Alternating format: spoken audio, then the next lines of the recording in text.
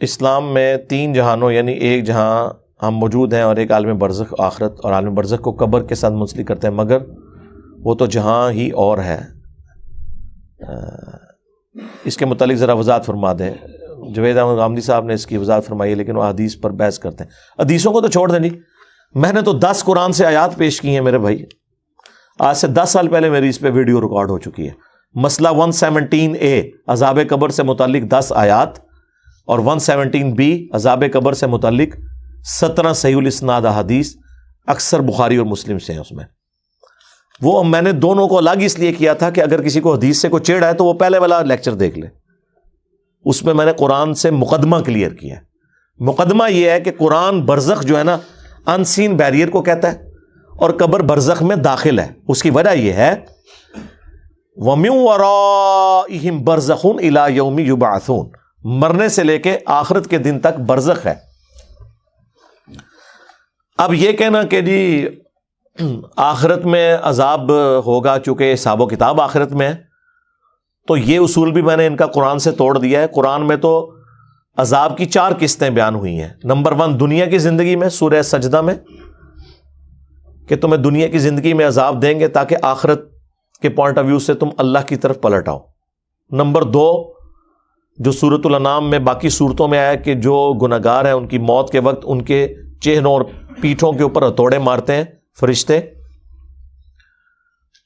ابھی آخرت کا دن تو قائم نہیں ہوا تو ان کا حساب کتاب تو ہوا ہی نہیں، عذاب یہیں شروع ہو گیا۔ اور تیسری قسط وہ بھی قرآن میں آیا کہ فرعونی صبح و شام آگ پہ پیش کیے جاتے ہیں۔ اور چوتھی قسط جس کو سارے مانتے ہیں وہ آخرت میں حساب و کتاب کے بعد ہے۔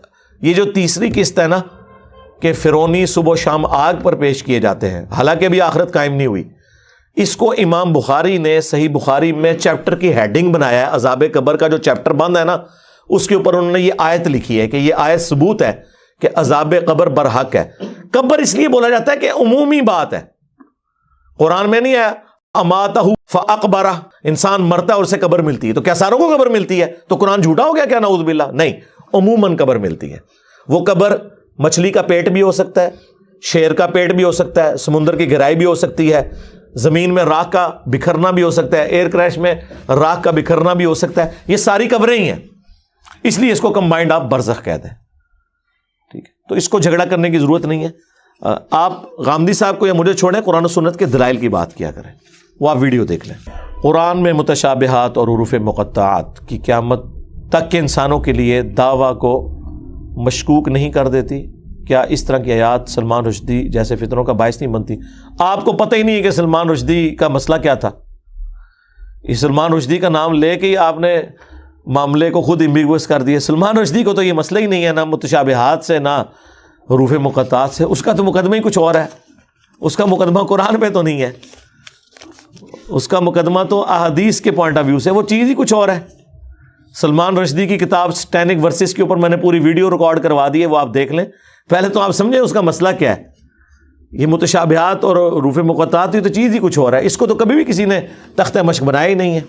متشابہات ہی ہوں گے نا میرے بھائی، لیسا کمثلہ شیء، اللہ کی مثل جب کوئی شے ہی نہیں ہے، ہم آپ کو کیسے اللہ کی کوئی مثال بیان کر سکتے ہیں؟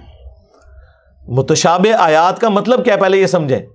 متشابہ کا مطلب یہ نہیں کہ شک میں ڈالنے والی، متشابہ عربی میں کہتے ہیں ریزمبلنس، ملتی جلتی چیز۔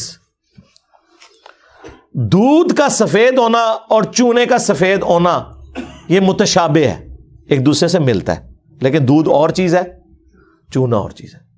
ٹھیک ہے، وہ چیک کرنے سے پتا چلے گا۔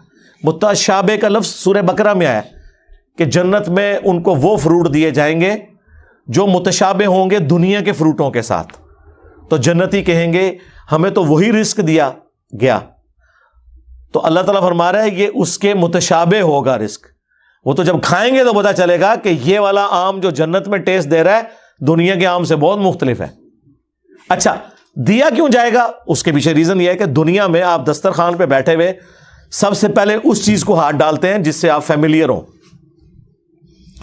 میں لا کے آپ کے سامنے کوئی عربی غذا رکھ دوں جو آپ نے کبھی دیکھی بھی نہ ہو اور آپ کو سخت بھوک لگی ہوئی ہے، آپ اس کو اپنی پلیٹ میں ڈالیں گے یا چکن قورمے کو اور بریانی کو یا مٹن قورمے کو ڈالیں گے؟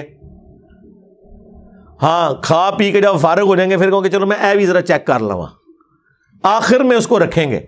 اللہ کو اس بات کا پتا تھا. اللہ کہتا ہے کہ ہم جنت کی ابتدائی مہمان نوازی ان فروٹس کے ساتھ کریں گے جو دنیا میں لوگوں نے دیکھے ہوئے ہوں گے تاکہ انہیں وہ اچھے لگے.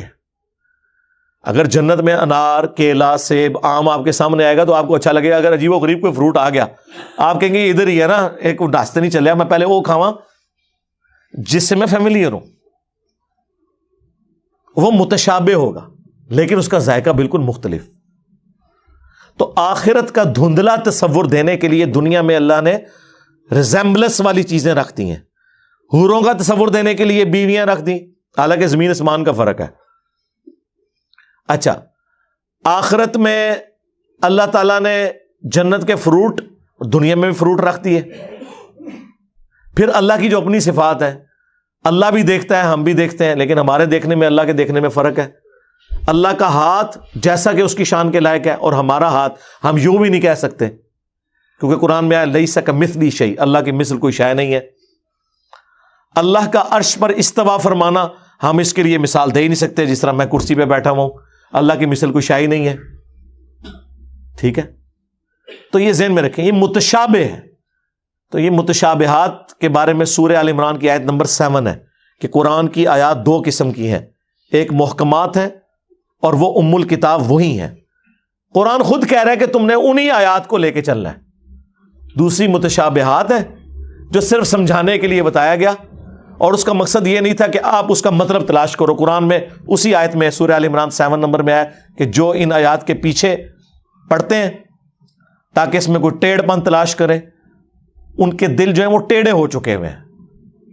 اور اہل ایمان کی نشانی یہ ہے کہ وہ کہتے ہیں سب کچھ ہمارے رب کی طرف سے ہے، ہم ان پر ایمان رکھتے ہیں، اور وہ اللہ سے دعا کرتے ہیں ربنا لا تزغ قلوبنا بعد اذ ہدیتنا وہب لنا من لدنک رحمہ انک انت الوہاب.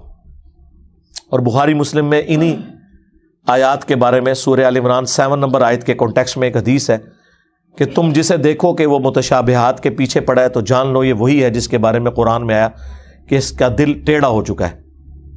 یہ نبی اسلام نے ارشاد فرما دیا. اور اہل ایمان کی نشانی یہ ہے کہ وہ دعا کرتے ہیں ربنا لا تزغ قلوبنا، اے رب ہمارے دلوں کو ٹیڑھا نہ کرنا بعد اس کے کہ تو نے ہمیں ہدایت عطا فرمائی، ہمیں اپنے پاس سے رحمت عطا فرما اے عطا فرمانے والے، آمین. تو یہ ہے. تو سلمان رشدی کا جو ایشو ہے وہ ڈیفرنٹ ہے، اس پہ آپ میری پوری ویڈیو تفصیلی میں نے اس کی ایک ایک چیز کا جواب دیا ہے. میں نے اس کا مقدمہ پیش کیا، وہ کیا نہ کیا چاہ رہا ہے، کیوں اس نے کہا، کس چیز کو اس نے بنیاد بنایا، اس میں ہم نے کیسے ریبٹل کرنا ہے. اس میں نے کئی قرآن کی آیات اس کے جواب کے طور پر پیش کی، اس نے جو ڈنڈی ماری تھی وہ ڈسکس کی الحمدللہ. باقی صرف سر کی قیمتیں رکھتے ہیں، ہاں پتلے جلاتے ہیں، علمی بات کوئی نہیں کرتا.